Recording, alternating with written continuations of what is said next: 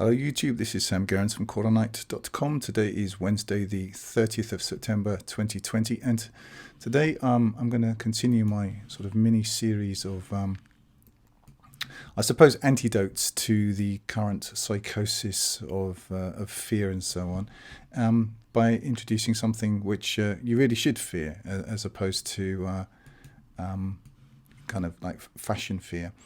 And I'm going to be looking in brief at Surah 56. Now, I'm moving over now to the translation of the new edition. In this, I think in this surah going to be very few minor alterations, mainly to do with punctuation and so on. But I'm going to start using this as my go-to. Just as a quick update, the bulk of the editing on that is now finished. We're moving to another sort of tranche of work, but I hope that this should be released, I don't know, next month or two, something like that, God willing. But when it does, it will be free. It will be on the website, and hopefully the plan is anyway that we're going to have a searchable database, and you can cut and paste and do all the rest of it. So it will be a move up from where we are now. All that to say, the fear porn which is being rolled out, which is really bad for your health, incidentally, and and all of the contradictory and conflicting opinions of experts of this new religion. I suppose what's really happening is the pharmaceutical wing of the satanic system is kind of merged with the government wing, and the government really is, I suppose, that the main idol, the main thing you're supposed to worship. And now there is no real truth. There's just opinion and so on. So people running around. For me, none of the fundamentals have changed. We're born, we have a period of time to live, and we die, and you are judged on what you did between those 2 points when you get to God.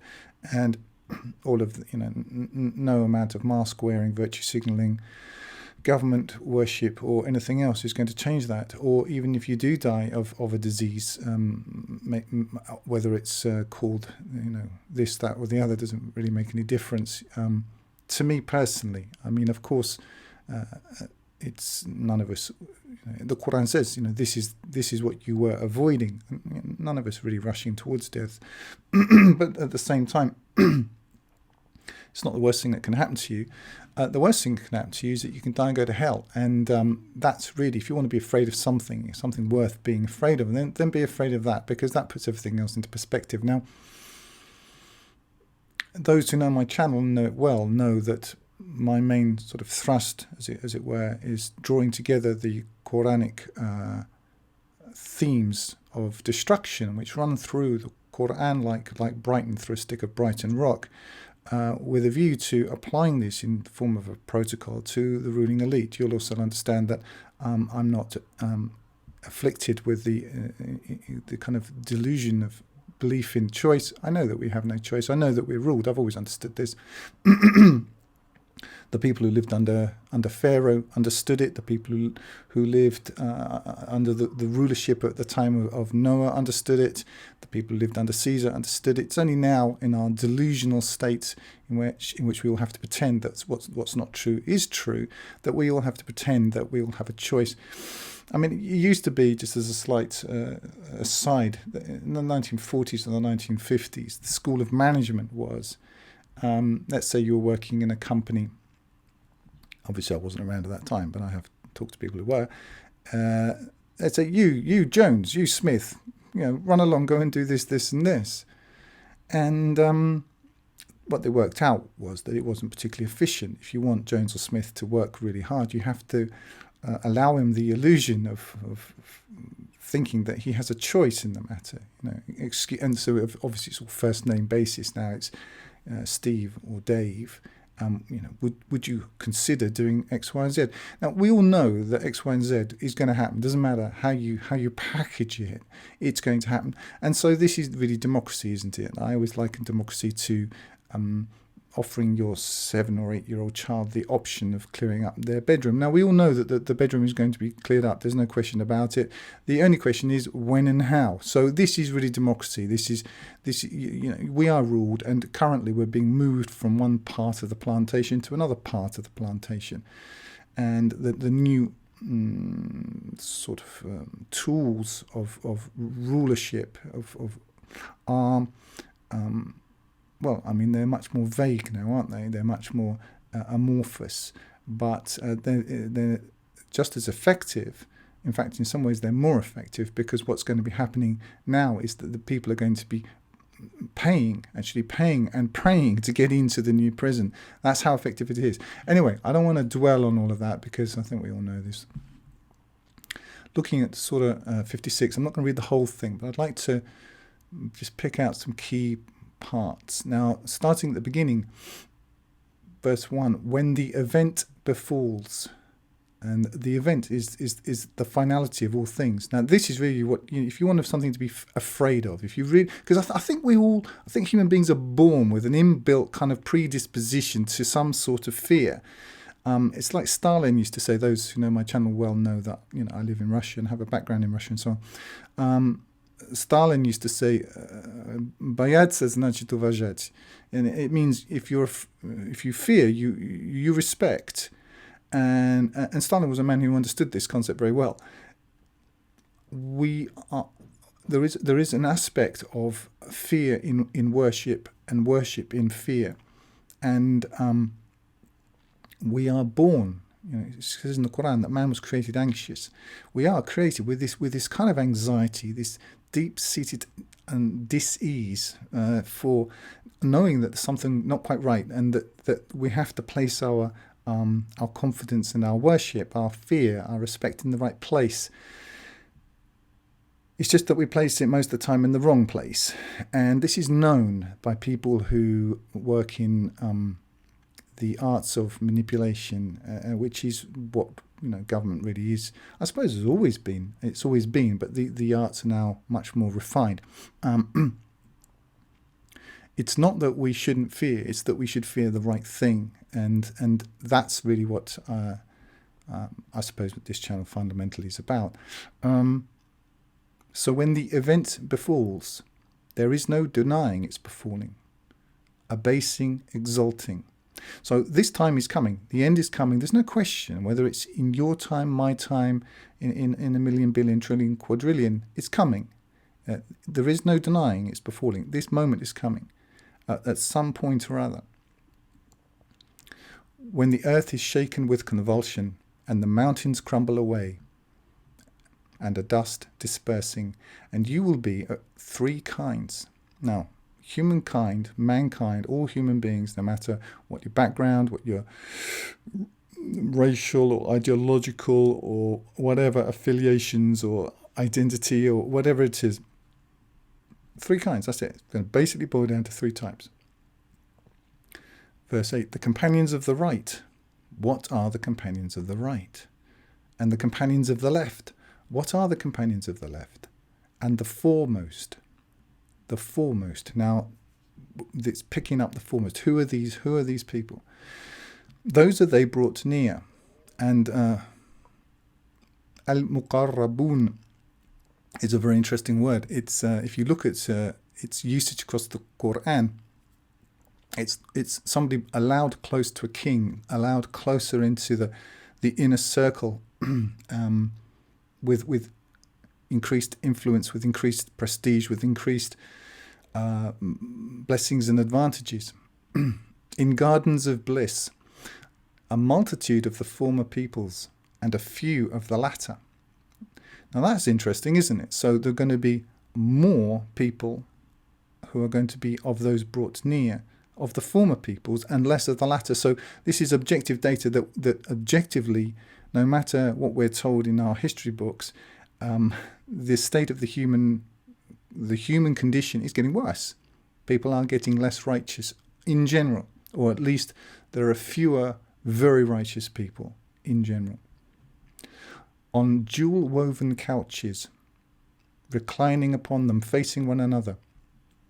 Circulating among them are youths, made eternal, with cups and jugs and a glass from a running spring, wherefrom they have no headache nor are they intoxicated, and such fruit as they choose, and such flesh of fowl as they desire, and pure lustrous-eyed maidens, as the likeness of hidden pearls, as a reward for what they did.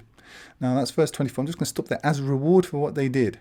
So I'm sure it's the same. I'm sure there are aspects, in fact there are aspects of modern Muslim ideology which correlate with something I'm quite interested in at the moment, which is a Christian sort of movement of called identity Christianity, which is all basically about feeling once you become a Christian, then you're basically saved and nothing you can do can change that.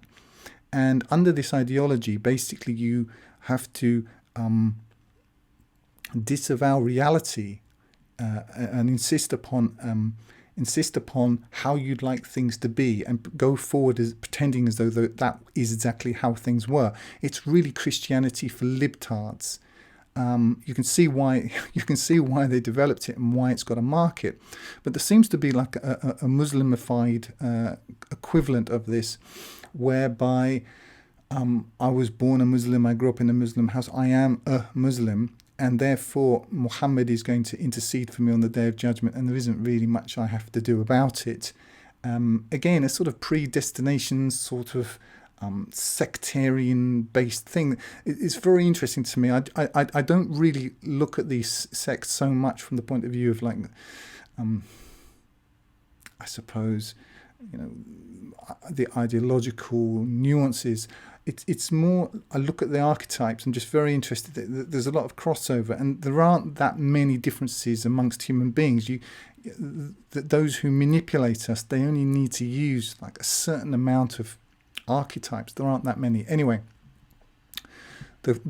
going back to the actual point here, as reward for what they did. You see there's absolute correlation between what you did and what you get. Cause and effect. Who'd have thought? They hear therein neither vain speech nor cause of sin, only the saying, peace, peace. So these are those brought near. That's the first category. Now let's just recap. These are, they're going to be very few of the latter times. Now, I suppose if you treat latter as a comparative, we are in the latter times by virtue of the fact that we're in a time after the revelation of the Quran. So any time previous to where we are now, there were more people who pertain to this group than there are now. So I have no idea when the end's going to come. I have no particular insight into this, and the Quran says it's going to happen like that, and I believe that. So, but I do know that no matter where we are on that timeline, according to this at least, we seem to be dropping off in the amount of righteous people, or the amount of people who are in this first category. Remember, three kinds, all of humanity, doesn't matter what you thought about COVID or how you voted or any of this stuff, three kinds, going back to verse 7, and you will be three kinds. So we've had the first kind. It looks like I am going to do the whole of this surah, so I want to get through it quite quickly. I don't want any more of this, I don't want to do a sort of 2-hour video or something. People haven't got the attention span. So moving on, and the companions of the right. So this is a second category. And again, it may come as a shock, but according to the Quran, you see, I didn't write this book, so if you don't like it, don't blame me. And if you think it's, dependent upon my translation, well, go and check out any translation you like. The fact is that God discriminates, God is a discriminator between men and women, depending on what they did. It's actually based in what you did, your choices. So, that's food for thought, is it not? And the companions of the right. What of the companions of the right? Among thornless lote trees and acacias layered, and shade extended, and water poured forth, and fruit abounding, unfailing, unforbidden, and couches raised high. We have produced them in a creation. Now, them here is the female object pronoun, which will become obvious why I've mentioned that as we move forward, and made them virgins. So the females are remade as virgins. Now, this may trigger some people, but especially now we live in this kind of degenerate and disgusting time. But a woman, historically, and you may not know that if you grew up if you're young and you haven't had any exposure to how people lived prior to the total degeneration of society in the last 30, 40 years. But it used to be that a woman's virtue was her primary asset, actually. That's what she brought to the marriage. That's what she brought to a relationship. Her youth, her virtue, her virginity, her ability to bond with her husband and to have children. Now, obviously, women have been told that that's just disgusting and oppressive. And so now they bond with and serve their masters at work and predominantly the government, and are unfortunately weaponized to the point where if you're married to one and you live in the West, you're basically living with an agent of the state. Now, apologies to those women who watch this channel and for whom this is not true, but for most men this is the case now, living in the West. It's an absolute nightmare.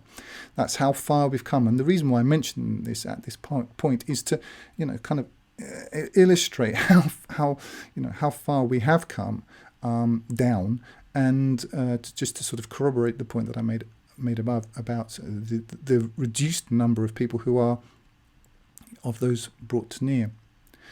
Devoted, well matched for the companions of the right, a multitude of the former peoples and a multitude of the latter. So if you're beginning to lose hope, let's assume we're living in the latter time, which comparatively we must be. There is still a multitude of people who are companions of the right. Well, that gives us hope. Now we get into the third kind, and now we're at verse 41. And the companions of the left. What of the companions of the left? In scorching wind and scalding water, and a shadow of black smoke, neither cool nor goodly, they were before that opulent and persisted in the great perjury. Now, what is the great perjury? Well, I believe that the great perjury, at least in part, follows. Verse 47, and said, when we are dead and are dust and bones, will we be raised? Or our fathers of former times? So this is the idea. Now, the life to come. It's just an old story. It's just, well, you don't know that. And we have the witness of scriptures which say that this is true. We have the witness of the heavens and the earth, and we have the witness which is within ourselves. So, we shall see on the day of judgment, won't we?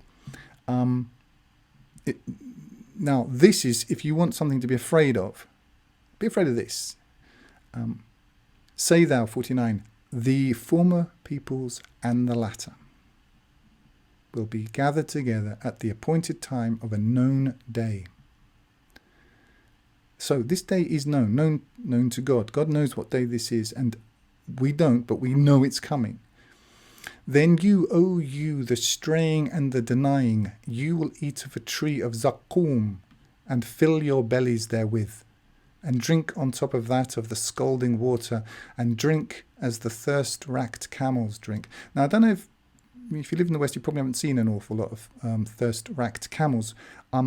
I've travelled a bit, and when I happened to be in Mongolia, I've been to Mongolia a number of times, I was there on a project, and I had a bit of a dead zone, so I went to the Gobi Desert. Apparently Gobi just means desert, so it's the desert, and drove across the Gobi Desert for a few days. This is in my previous life when I used to do those sorts of things.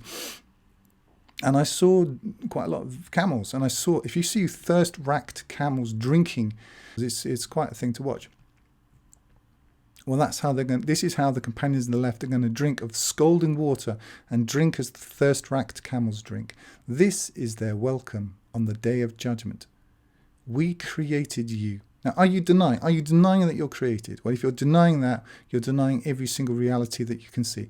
According to the Quran, we created you. Oh, that you but gave credence.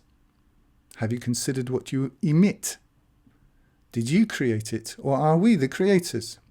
Now, this is a question for you. Did you create the spermatozoa that creates life? Did you create that? No, of course you didn't. No, I didn't create it. Nobody created it.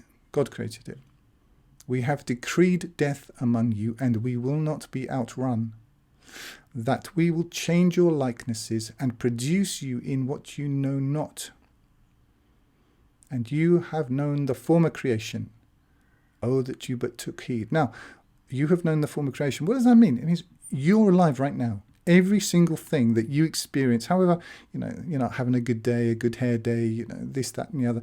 Every single day is actually a miracle. And I learned that most graphically. I happened to deliver my son when my son was born. It wasn't at that time, this is in the 90s, it wasn't possible in Russia to trust the medical profession very far, which actually was probably a good background in what's going on more in the West now. And so I went on a midwifery course because I didn't trust the state apparatus. And having delivered, when you've delivered a child, you see the miracle that is life, and it is absolutely a miracle. And it's a miracle, unfortunately, it's one we get used to, don't we? We get inured to it, become familiar with it. But it is a miracle. Every single moment of it actually is a miracle. And the fact that we forget that is really bears witness to how much we forget. And the word for man is in the Arabic is connected to the concept of forgetting. Man forgets, but God doesn't forget. Have you considered that which you sow? Is it you who cause it to grow, or are we the growers?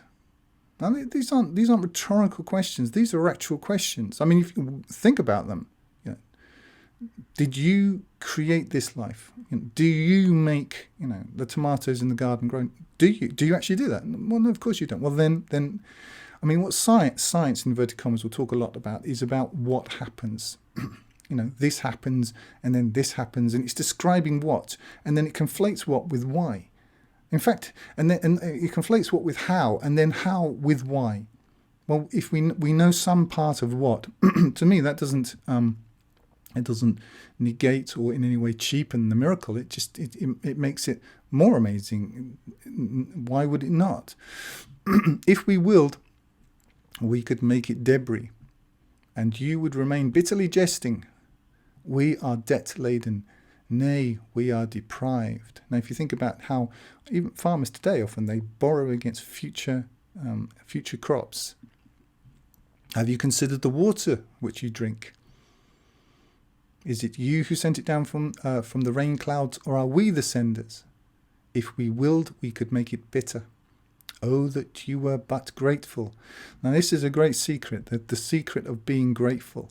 If you read the story of Suleiman, Suleiman's great wisdom, obviously in the biblical portrayal of Suleiman, it says that he rejected, he became a denier, but the Quran refutes this. And if you read the Quranic presentation of Suleiman, one of his characteristic qualities is that of gratitude. Have you considered the fire which you light? See, these all appeals to what we can see. The Quran is endlessly calling us to what we can see, what we can prove, what we can touch, what we can measure. Have you considered the fire which you light? Did you produce the fire there, the tree thereof, or were we the producers? We made it a reminder and a benefit for the desert travellers. So give thou glory with the name of thy Lord, the Great. You see, this is the conclusion of this matter. Now we head into the the last portion of this surah, which I think clearly I'm going to be reading in full. Then I swear by the setting of the stars, excuse me, and it is a tremendous oath, if you but knew. Now, obviously, the NASA cosmogony and cosmology has one presentation of the sky, but it's not corroborated in any way by the Quranic text. The Quran is clearly the Quran. If you talk about what it actually says, it's discussing a flat space over which things move. And this is obviously in complete contrast to what we're presented today in terms of religious narrative. And by religious narrative, I'm really talking about the kind of the Hollywood NASA thing. But I'm personally just still waiting for proof of gravity. I'd like to see it demonstrated. See, science is supposed to be something which is repeatable, demonstrable, and so on. Well, gravity isn't just things falling down. We always knew about things falling down. Things always fell down before gravity. That's called density and buoyancy. But gravity is supposed to be the attraction to a body by virtue of its mass alone. You see, and show me this demonstrated, not just described in numbers. You can describe anything in numbers. You can describe anything in words, or you can describe anything in numbers. Show it to me, and then I'll look. Then I'll have something to go with. But right now, I'm going to stick with what I can see, and what I can see is that clearly that the stars remain, in their positions as they go around. And it says here, "I swear by the setting of the stars." In fact, the word mawaqi' is to do with positions. That they are, unfortunately, when you translate, it's not possible to include in a translation every single nuance of a word. But this noun, it's a noun of time and place in the plural, and it has the connotation of positions as well as settings. So the stars are in their fixed settings, in their fixed positions, and this is something which God appeals to as something. You see, the oaths in the Quran are to draw your attention to something and say, right, is that true? It's true. Well, then, as much as that is true, this is true. To continue, and it is a tremendous oath if you but knew. It is a noble recitation. Innahu la Qur'anul Kareem. It is truly, or it is a noble recitation in a hidden writ. And the word hidden here, maknoon, we find this word in the connotation of hidden pearls, as if they were hidden pearls. It's not just hidden, it's something hidden and protected. Protected, if you think about, especially it comes in the connotation of pearls. Pearls is something which have to be protected against certain elements, otherwise they become spoiled. It's protected as well as hidden. None will touch it save those purified. A revelation from the Lord of all creation. So that's what it's saying about itself. Now, the reason why I wanted to get through to this, and actually ended up talking more than I intended. Verse 81, is it this narration you disdain and make denial thereof your livelihood? I'll say that again. Is it this narration, and the word here is al-hadith, is it this narration you disdain and make denial thereof your livelihood? Oh, that when it reaches the throat, and when it's talking about it reaches the throat, it's talking about when the soul comes up to the throat at the point of death. But you at that time will look on, and we were nearer to it than you, but you saw not. Oh, that if you are to be without recompense, you but sent it back if you be truthful. Then, so this is for want of a better word, think of it as an altar call. It's the point at which you're being driven to a point of decision. And now there's, as it were, a kind of a rehearsal, a summary of what we've already gone through. Verse 88. Then if he be of those brought near, remember the first category, we're going to be three kinds. It's not going to be COVID, positive COVID, negative, and comorbidity with COVID. No, it's going to be this. This is what you want to stay focused on. If you want to be based in any sort of reality. Then, if he be of those brought near, then rest and plenty and a garden of bliss. And if he be of the companions of the right, peace for thee among the companions of the right. And if he be of the denying and the straying, a welcome of scalding water and burning in hell. This is the truth of certainty. So give thou glory with the name of thy Lord, the Great. Now that's the whole of Surah 56. I think that it holds lessons for, obviously, for all men, for all times, but for our time, perhaps, it has a particular aspect of it that we should consider. Men are designed to fear. We have it in us. It's not like it's difficult to find these triggers within us. What I suggest is that the wise man chooses whom he will fear, and fears that, or rather than being buffeted about by every wind of fortune. The people who are pushing this around profit from this. They clearly have a plan. I think most people who watch this channel understand or have some concept of what that plan is. But has become a bit of a, excuse me a second.